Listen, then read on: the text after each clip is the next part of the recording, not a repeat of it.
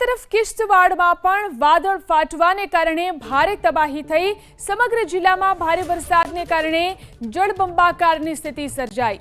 ચારેય તરફ માત્ર પાણી જ પાણી નજરે પડી રહ્યું છે।